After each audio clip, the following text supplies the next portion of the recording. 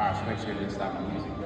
Alright, y'all, so we're gonna get into this warm-up first. It's like Stan said, if you ever watch any of his videos, he literally says that he doesn't go into chest day, like get on the bench. I forget which video it is. He doesn't get on the bench until he's warmed up everything, like back, triceps, rotator cuffs, and shoulders a little bit. So I'm gonna hit a couple of sets of, a couple reps of push-ups, you know.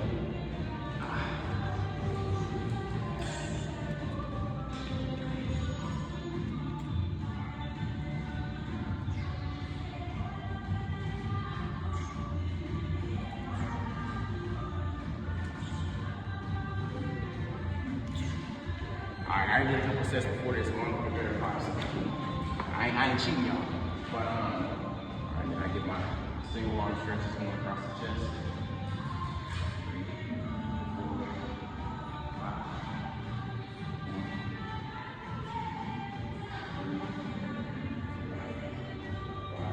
Couple together. 5. Remember, these are from military time. Arm circles is what they call it. It's good for the shoulders and the rotator cuff. I like to do mine forward and then reverse too. Single arm first and both arms together. But anyways, as I'm doing this warm up, I want to give a shout out to my boy Ashton. I forgot his Instagram username, but shirt Forge Fit. Y'all see this 2X? I'm about 5'10", 180 pounds, give or take. Give me a little spread. There you go. Yeah, y'all go follow him. Y'all go check out his YouTube and his apparel. I think this is about $35. It's worth it, I'd say. Pretty good looks. Like the size too, the material. You're gonna see how it feels when I finish my workout. And so I'm going to do these triceps next. I know y'all looking and saying it's 25 pounds. It's a warm up. Chill out. How's the form looking, bro? Good? It feels so weird because it's such a lightweight to be doing it with, so I kind of feel like I'm doing the shit form. Alright. Last but not least, we're gonna hang. You do a timer in your head real quick for me, bro. Do about 10 seconds and tell me to start pulling up. So I'm gonna do a dead hang for about 10 seconds and 3 to 5 pull-ups. Chest to bar.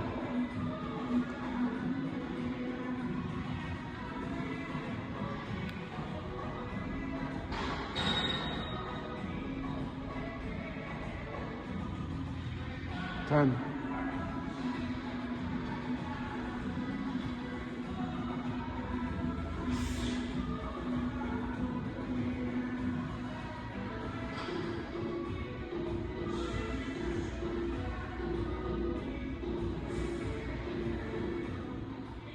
I was gonna go for more, but that felt pretty good. Alright, first thing we're gonna get into is these dips. And I'm gonna stop the video, let y'all know we're gonna do that. Stop. Alright, so getting into this first set, it's just body weight. These are just the warm-ups. You're gonna warm up with every exercise. But I think for dips, we do about 12 to 15 reps body weight. And then as you increase the weight, you're gonna decrease the reps with anything, you know. But yeah, it's just me knocking out about 15, getting a nice stretch on all of them, doing them fast. This is getting into, I wouldn't say set number 2. It's like warm-up number 2. 45-pound plate makes me about, roughly about 230 pounds. So I knock out about 10 with this. It's not too extremely heavy, but you want to be careful not to just knock out the reps real fast the way you did with the body weight dips, because you don't want your shoulders messed up. We warmed them up real nice though, so should be okay. See? Quite literally just yapping here, so pay no mind. I was mostly saying how I was 270, 280 pounds, adding 2 plates of weight. And urging y'all to be careful if you're going to be doing 2, 3, 4 plates on dips, pull-ups, anything like that. Really alters your body weight. It can be kind of dangerous, but my spotter is recording, so I'm fine. As you can see, I knock out a couple of reps here, really focusing on getting the full stretch on these. See, going all the way down, almost further down than I did with the body weight dips. So I really wanted to knock these out. This is my working set. I think I got 6 in maybe. hey, progress. Last week I did 5, so it's progress. Speaking of progress, I didn't even realize that this next set was so crazy. I was so tired already by then that I didn't even notice until just now that I actually did 7 reps here, because I did 6 in my first set. So that means I have to change the weight or change the reps. Now that I know I can do 7. Oh, exhausting. This was the last set, and honestly, by far the very hardest. You can see that as I go up, well, yeah, there's like an exaggerated swing as I go up. Almost fell down. And the form kind of breaks down, but I mean, don't feel bad about that. That's natural if you're working hard, pushing yourself. And I really definitely was. But yeah, the form breaks down a little bit, but I got out as many reps as I could. I finished up the set. So that's what matters. That's what's important, that the set got finished. Even though, look at that last rep. Whew. Yeah, I can still feel it. This was the, once again, yapping, but this was the warm-up set. So what I like to do is go into flat press and increase the incline from 1, it's flat, 2, 3, 4, with a lot of weight, focus on pressing. But yeah, this is just the warm-up with about a 25. Same concept as dips. Like to knock out about 12 to 15 reps, less on compounds, 10 to 12 on compounds for the warm-ups. But yeah, into the initial warm-up set, and then if I feel it, to get a deeper stretch, go into a second warm-up set, which I can't really recall, but I believe we did do. You'll see it here in a second, I'm sure. But once again, yapping again. I'm pretty sure that we did a second warm-up set with a 45-pound plate. For some reason, I can't find that video, so it's lost to the tech, I guess. But yeah, I was gonna say here I did, flat press. These weren't very difficult. Just 2 plates and 2 tens on a Smith machine, maybe about 245, 250 pounds, something like that. But I like to go maybe anywhere from 5 to 6 reps on compounds, especially on chest. Really focus on pressing slowly, no bouncing off the chest. And yeah, this was a good set. This was set number 2, and honestly, rewatching it, I don't like how up my torso is. So I would recommend, even if you don't like YouTube or post videos or anything like that, at least recording yourself doing a set every once in a while so you can kind of form check and see what problems or issues you might have. Like me, I need to have a wider grip and keep the chest down a little bit. I was yapping about raps here. Well, it's true. I have a show coming up, so safety first, especially as you get to the higher incline where there's a higher chance of, overstraining or putting too much pressure on your wrist. So I went in with reps, maybe about, I try to keep it constant with 5 reps. Same weight if you can as you go up the incline, but, it's a little bit more difficult. This one was slightly more difficult than the flat, but not too difficult. As you see, I had to adjust the seat a little bit. My boy's a little bit shorter than I am. So it kind of almost felt like a guillotine or something. It's almost on my neck. But so I knocked out that 1 rep. That's why this video is so long. And then I got my finisher reps. But see, this one moving. The weight is moving about the same speed it was on the flat press. Try to keep it controlled. It was a little difficult. It's another reason why. But yeah, I stopped at 4 reps because that beginning really kind of screwed me over. I had to hold the weight up and press it in the wrong, kind of doing the wrong exercise because it was so far forward. But yeah, and then here I am knocking out the final rep. Once again, like I said, it's about 245 pounds. Make sure you get your reps in. If you have to take a quick pause, it's not bad. Don't let anybody make you feel bad about that. My buddy / videographer was experimenting with different angles here, but not to worry. Same exercise. Just knocking out those reps. Like I said, slow and controlled. So you want every rep and set to look nothing over exaggerated. It's like I told him, we help each other out, but no bounce, Sit. We're up to about the 3 incline here. That's where I tell my buddies where the real big chests are made. That's what a lot of bigger guys say anyway. But yeah, it's very difficult exercises. He only knocked out about 3 reps, not to pause. It was to change my music. You'll see me touch my headphone here in a second. It was still hard though.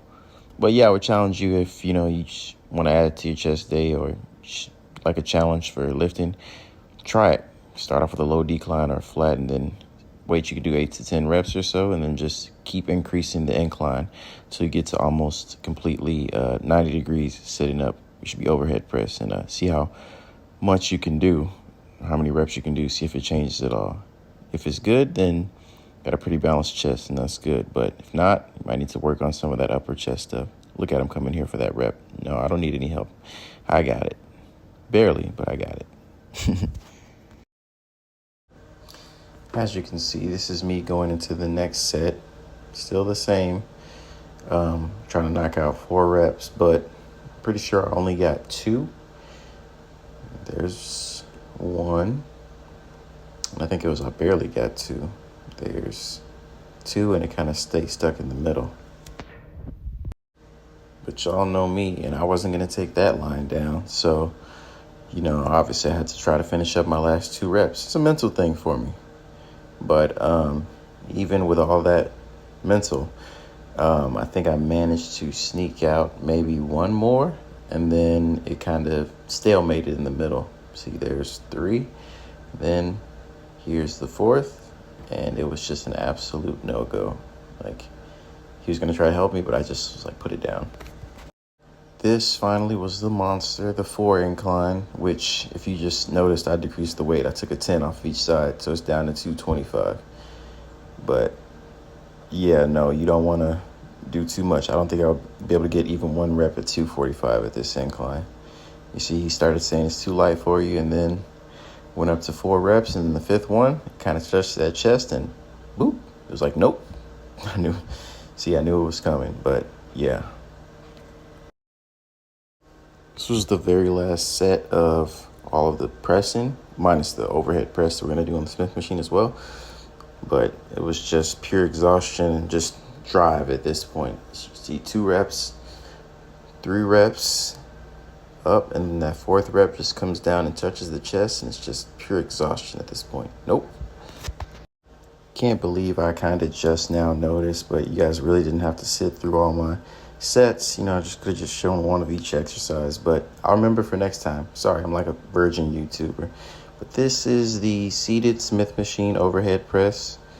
Really try to keep your chest, or not your chest, your back flat against the bench to kind of bias the delts, the front delts, instead of your chest. You don't want to turn into it like a high press. You want to overhead press. So sit, butt back on the seat. Slow, controlled reps, really feel it in the front delts. Now this one is a cable crossover. What you want to do is grab the cables, moderate weight, sit your butt down, lean over, chest up, and just press down. I know it's going to look kind of goofy sometimes, but I promise you it's a killer for your chest. You can see him zooming in on the striations and my chest fibers moving. It really is great for your chest. So just deal with a little bit of the embarrassment. But hey, Arnold did them, so that's all I can say. And it was chest and front delts day. If the pressing didn't make it a little bit more obvious, here you want to grab a semi-heavy fixed barbell and just lean forward a little bit. That way you're not cheating. You want to lift up the barbell out in front of you. You're doing front raises with a barbell. And then you want to take about 2 dumbbells that equal the weight of the bar that you just had. I had 40 and 2 20s. And you want to not leave any gains on the table. You want to finish it off with single arm dumbbell front raises. And promise you the same thing as the cable cross. This one might look a little silly initially. You might feel a little silly doing it, but killer for your front delts. You can see I'm normally pretty strong, but as you can see here, I'm only barely moving 20-pound dumbbells, and I'm cheating the reps a little bit. Sorry, I was very fatigued by this point. Then here, you want to finish it off with a quick couple of sets of seated, not front raises, not necessarily lateral raises, but out to the side and kind of in front of you. Great for front delts, and really don't grab too heavy dumbbells for these because they're extremely hard. Yeah, and then you're done. Yeah, I thought I didn't have my mic, but I do. I like holding like this. It makes me feel like one of a celebrity or a streamer for whatever. You know the ones with the furry tops or whatever? Yeah. Those go too. I think it used to sound around so it doesn't get like copyright and stuff. But anyway, what did I say? Oh yeah, yeah. So yeah, it's basically like hill walks, bro. Everybody does incline. So that way you don't move too fast. Because if at no incline, 3 miles an hour feels pretty slow. It's like normal walking pace. For some people, like me, that's almost my normal walking pace. But if you go on incline, oh yeah, it feels horrendous. But yeah, no, so this is after abs and cardio. Me and my boy Tyre. I would take my shirt off, but then we gotta go to the store because I gotta get lettuce and stuff to make up for some of the carb depletion I was talking about. It's carb depletion, not calorie depletion, so I still gotta maintain my calories. But yeah, so let's see how, I'm not even gonna take the stuff all the way off, so I won't have to put it all the way back on, but they don't look horrible. See, I'm trying to hike it up as much as I can so you can see everything, so I can pose. Chest looking kind of flat. My obliques and abs are coming back nice though. I'm hoping that's what this carb depletion is good for, bro. To bring back or to bring the obliques and the abs in real nice. Otherwise, I'm not gonna compete with those big boys. But see, the lats haven't gone anywhere, luckily. Oh, let me see. I'm showing the posing routine I was talking about, bro. Put the mic down. You should catch this, but so I was saying on my phone, what you got? It's saved somewhere. So it's like, I think I started with like a. What did I start with? Okay, so I know for the active fit physique, you have to do the front lat spread. So obviously, the normal, with the shoulders up. I think that's what you're missing, bro. When you do yours, but you kind of dip your shoulders or whatever. So you put the shoulders up. So you got flares mine a little more. Yeah, I think that's what you're missing. But anyway, so you gotta do that front, and then obviously the rear lat spread. I can't tell how it looks right now. It looks good or not. Yeah. I still got my shirt on, so you can't really tell. And then obviously I don't know if this is gonna be required. I didn't see it in there, the requirements, but I'm gonna get this pose, get what it's called. Hold my shirt up, obviously. So like, elbows forward, shirt up, flex the abs. That way they can see the little bit of lat development and the obliques right here. And hopefully these decline sit-ups we're spamming is like we're bringing my abs real nice, like to bring me over the top. And then and then the signature one that I said I'm coming with. Hopefully, hey, put a little plug in y'all's ear. If I become famous one day, this is my signature pose, so nobody will say they stole it. But I'm gonna go up like this, like a bird almost, lock the hands out, and then bring it down. And that way, see, boom, flex the lats. See, my lats are spread, my biceps are going, vascularity in my veins you see all around. So that's my pose. If y'all see that anywhere, see anybody doing that, I coined that. But now you can go ahead and cut it, bro.